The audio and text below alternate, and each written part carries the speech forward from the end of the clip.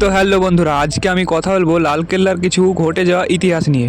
তাজমহল যেরকম ভালোবাসার সাক্ষী, তেমন লালকেল্লা হলো ভারতের পরাধীনতা এবং স্বাধীনতার সাক্ষী।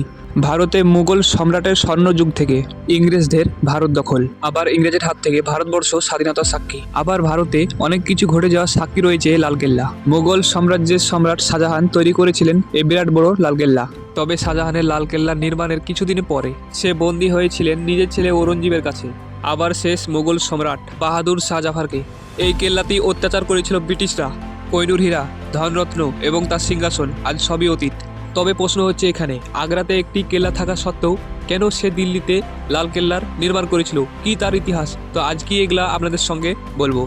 তার জন্য ভিডিওটি স্কিপ না করে পুরো ভিডিওটা দেখুন।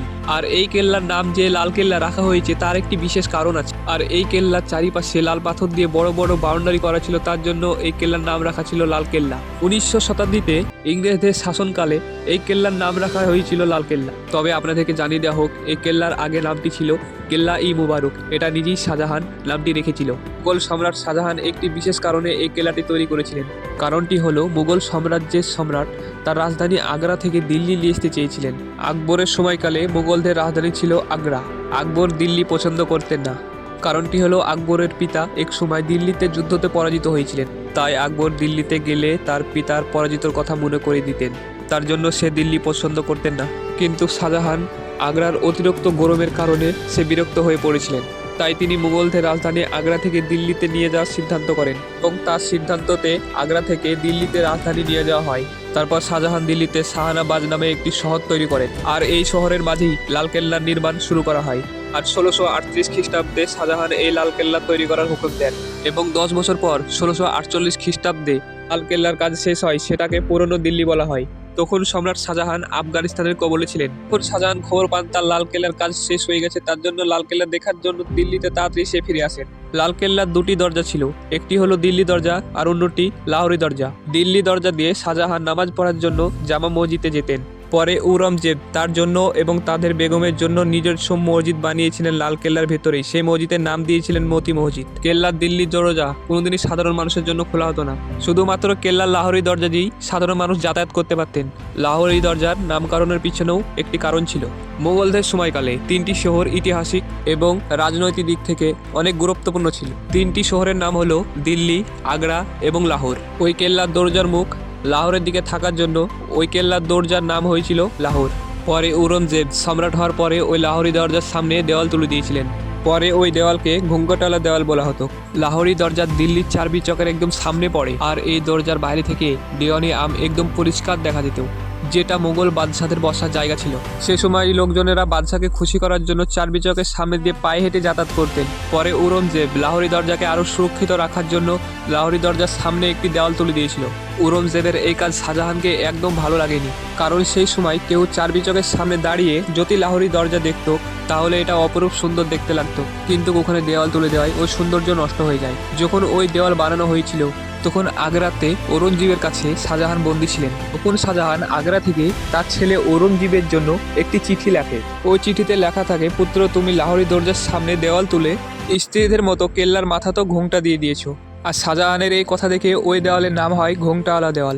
এই ঘোমটাওয়ালা দেওয়ালের উপরে দাঁড়িয়ে 1947 সালে 15ই আগস্ট স্বাধীন ভারতের প্রথম প্রধানমন্ত্রী জওহরলাল নেহরু ভারতে প্রথম পতাকা উত্তোলন করেছিলেন। তখন থেকে শুরু করে এখন পর্যন্ত ওই পথাই চলে আসছে।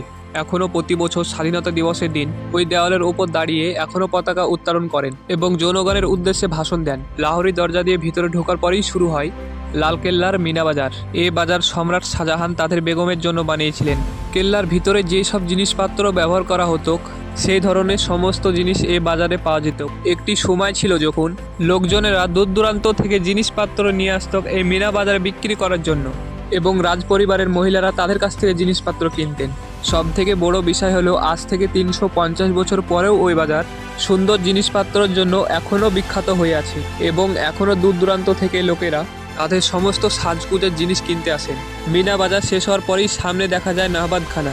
মোগল আমলে এই প্রাসাদের দোতলায় সঙ্গীত শিল্পীরা বসতেন। নামাজের সময় জানানোর জন্য এখানে দিনে 5 বার নাহমদ বাজানো হতো। এছাড়াও নহমদ বাজিয়ে বাদশার আসার খবর জানানো যেত। আপনাদেরকে জানিয়ে দিই, এই নহমদ খানার ভিতরে নবম মুঘল বাদশাহ জাহানদার খাঁ এবং দশম মুঘল বাদশাহ ফারুক শেরকে খুন করা হয়েছিল। নহমদ খানের একদম সামনে পড়ে দিবানি আম। এই নাম শুনি বোঝা যায় এটি এমন একটি প্রাসাদ যেটা আম জনতা এবং সাধারণ মানুষের জন্য খোলা থাকত। দেওয়ানি আমে থাকা একটি উঁচু সিংহাসনে সম্রাট শাহজাহান বসে জনগণের সমস্যার কথা শুনতেন এবং সেটা সমাধান করতেন। বাদশাহ সিংহাসন নাসিমান জিল্লি ইলাহে বলা হতো, তার মানে হলো যেখানে ঈশ্বরের ছায়া আছে। এই সিংহাসনের নিচে একটি সুন্দর মার্বেল পাথরের তক্তা রাখা থাকতো এবং তার ওপর উজির দাঁড়িয়ে বাদশাকে জনগণ সাধারণ মানুষের সমস্যার কথা পড়ে শোনাতেন এবং বিভিন্ন সময় বাদশার কাছে অনেক তথ্য পেশ করতেন। সিংহাসনের পেছনের দেওয়ালে মার্বেল পাথর লাগানো আছে। ওই মার্বেল পাথর এত সুন্দর ডিজাইন করা আছে যেটা থেকে চোখ ফেরানো যায় না। এই মার্বেল পাথরের এত সুন্দর ডিজাইন করেছিল তার নাম হলো ফ্রেঞ্চ আর্টিস্ট অস্টেন ডিপোটিয়ান। লালকেল্লার পরের প্রাসাদটি হলো দিবানিয়া খাস। এটি এমন একটি প্রাসাদ বাদশাহ ওখানে তাদের খাস লোকেদের সঙ্গে দেখা করতেন, যেমনটি বাদশাহ সেনাপতি, বাদশার মন্ত্রী, বাদশার খাস অতিথি। এই পুরো প্রাসাদটি মার্বেল পাথর দিয়ে বানানো হয়েছিল। আর এই প্রাসাদে রাখা ছিল বাদশার বিলাসবহুল সিংহাসন, যেই সিংহাসন শুধুমাত্র ভারতবর্ষেই নয় দেশ বিদেশেও তার নাম ছিল। এই সিংহাসনের নাম ছিল তাক্তি তাউস বা ময়ূর সিংহাসন। ময়ূর সিংহাসনটি সোনা, হীরা, মণি, মুক্ত দিয়ে আরো দামি দামি রত্ন দিয়ে বানানো হয়েছিল। সিংহাসনের উপরে হীরা আর মতি দিয়ে দুটো ময়ূর বানানো হয়েছিল, তার জন্যই এই সিংহাসনের নাম ছিল ময়ূর সিংহাসন। আর এই ময়ূর সিংহাসনের উপরে ছিল সবচেয়ে দামি হীরা, কোহিনূর হীরা। অনেকেই বলে থাকেন এই কোহিনূর হীরা নাকি অভিশপ্ত। এই হীরা যার কাছে যায় সেই বরবাদ হয়ে যায়। শাহজাহানের সিংহাসনটি তখন বানাতে খরচা হয়েছিল প্রায় 8 কোটি টাকা। 1739 সালে ইরানের বাদশাহ নাদির শাহ ভারতে আসেন। ভারতে এসেই তিনি দিল্লিতে হামলা করেন। ইরানের বাদশাহ এবং তার সেনারা দিল্লি থেকে অনেক দামি দামি জিনিস নিয়ে যায়, তার সঙ্গে ময়ূর সিংহাসনটাও নিয়ে চলে যায়। তারপরে ময়ূর সিংহাসনটি আর খোঁজ পাওয়া যায়নি। বন্ধুরা, লালকেল্লা দিবানি খাস সবচেয়ে অনেক দেখতে সুন্দর ছিল। এই মহলের পুরো ছাদ রূপো দিয়ে তৈরি করা ছিল। আশা করি আন্দাজ করতে পারছেন যে এই মহলটি কতটা সুন্দর ছিল। জিতেও পরে ওই ছাদটি খুলে নেওয়া হয়েছিল। এই দেওয়ালে মার্বেল পাথরে অনেক দামি রত্ন এবং অনেক দামি মার্বেল লাগানো ছিল। যুদ্ধের পরে দুশ্মনরা এগুলাও খুলে নিয়ে চলে গেছিল। এখন মাত্র শুধু এসবের চিহ্নই পড়ে আছে। এই দিবানি খাস প্রাসাদটাকে শুধু উদ্দেশ্য করে পার্সি ভাষায় বিখ্যাত একটি শ্লোক রয়েছে, পৃথিবীতে যদি কোথায় স্বর্গ থেকে থাকে তো তবে এখানেই। কেল্লার ভিতরে সবচেয়ে সুন্দর জিনিসগুলোর মধ্যে একটি ছিল নহরি বইস্ত, যার অর্থ স্বর্গের সরোবর। এই জলাশয় মহলের ভিতর দিয়ে হয়ে বাগানের গাছপালার পাশ দিয়ে বয়ে যেত। তখন মানুষ সরোবরের মতো মনে হতো এবং এই সরোবরের জল বয়ে যাওয়ার একটি সুন্দর আওয়াজ শোনা যেত। আর এই জলাশয়ের মধ্যে একটি ফোয়ারও বানানো হয়েছিল। আর এই ফোয়ারের জল অনেক গরমের মধ্যে ঠান্ডা নিয়ে আসতো। এমনিতে তো নহরে বইস্ত লালকেল্লার ভিতরে বিভিন্ন দিকে বয়ে যেত, কিন্তু এটাকে মহলের ভিতরেও প্রবেশ করানো হয়েছিল যেন এই সরোবরের জলটি মহলটাকে ঠান্ডা করে রাখে।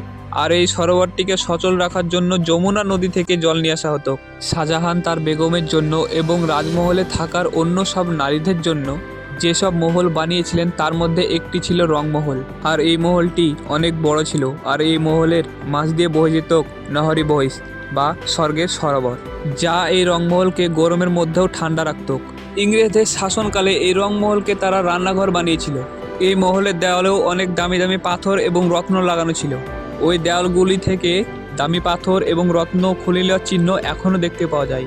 লালকেল্লার পরের মহলটির নাম হলো মমতাজ মহল। শাহজাহান মহলটি তার বেগমের জন্য এবং রাজ পরিবারে থাকা মেয়েদের জন্য বানিয়েছিলেন। এই মহলটির নাম শাহজাহান তার প্রিয় বেগম মমতাজের নামে দিয়েছিলেন। এই মহলে বাদশাহ এবং রাজকুমাররা ছাড়া কারোর আসার অনুমতি ছিল না। যখন ইংরেজরা লালকেল্লা দখল করে নেয় তখন মমতাজ মহলকে ওরা জেলখানা বানিয়েছিলেন। রংমহলের পাশেই ছিল খাস মহল। খাস মহলটা বাদশার নিজের মহল ছিল। এই মহলের ভিতরে 3টি ঘর ছিল। প্রথম ঘরটি ছিল তোষাখানা, এখানে বাদশাহ নামাজ পড়তেন। দ্বিতীয় ঘরটির নাম হলো খব, খব মানে স্বপ্ন দেখা, যেখানে রাজা শুয়ে থাকতেন। তৃতীয় ঘরটির নাম হলো বৈঠক, যেখানে বাদশাহ বসে আরাম করতেন। লালকেল্লার ভিতরে একটি বড় বাগান ছিল, যেটাকে হায়াত বাগ বাদশ বলা হয়। এর মানে হলো জীবনদাতা বাগান। এখন লালকেল্লার এই বাগানে খালি ময়দানটুকুনি পড়ে আছে, কিন্তু এক সময় এই বাগান থেকে শুধু ফুলের সুগন্ধ আসত, হাজার রং বেরঙের ফুল ফুটত। লালকেল্লা বাগানের সামনে একই রকম দেখতে 2টি প্রাসাদ তৈরি করা হয়েছিল। একটি প্রাসাদের নাম ছিল সাওয়ান আর একটি প্রাসাদের নাম ছিল ভাদম। যেহেতু মুঘলদের সরকারি ভাষা ছিল পার্সি, তাই কেল্লার ভিতরে যত যা কিছু ছিল সব পার্সি ভাষাতে নাম রাখা ছিল। তবে অন্যগুলো পার্সি ভাষাতে নাম রাখা হলেও দুটি মহলের নাম রাখা ছিল হিন্দি মাসের নামের সঙ্গে। যখন দিল্লিতে বৃষ্টি হতো তখন একটা মহলে রাজপরিবারের পুরুষরা আর একটা মহলে রাজপরিবারের মহিলারা বসে বৃষ্টির আনন্দ নিত। লালকেল্লাতে লাহোরি দরজা এবং দিল্লি দরজা বাদেও আরেকটি দরজা ছিল। ওই দরজাটাকে যমুনা গেট বলা হয়, যেখানে বাদশার নৌকা রাখা থাকতো। ওই নৌকাতে করে বাদশাহ বিভিন্ন দেশ বিদেশ ভ্রমণ করতেন। লালকেল্লার বিশাল সৌন্দর্য এবং ঐতিহাসিক গুরুত্বের জন্য ইউনেস্কো 2007 সালে এই কেল্লাকে ওয়ার্ল্ড হেরিটেজ সোসাইটি হিসাবে ঘোষণা করেছে। তো বন্ধুরা, ভিডিও মাত্র এটুকুই ছিল। আপনারা কমেন্ট করে বলবেন যে লালকেল্লা কে তৈরি করেছিল, আর নেক্সট আপনারা কিসের ওপর ভিডিও দেখতে চান কমেন্ট করে অবশ্যই বলবেন। আর এরকম আরও ভিডিও দেখার জন্য হাসির হাওয়া চ্যানেলটিকে সাবস্ক্রাইব করে আমাদের পাশে থাকবেন। ধন্যবাদ।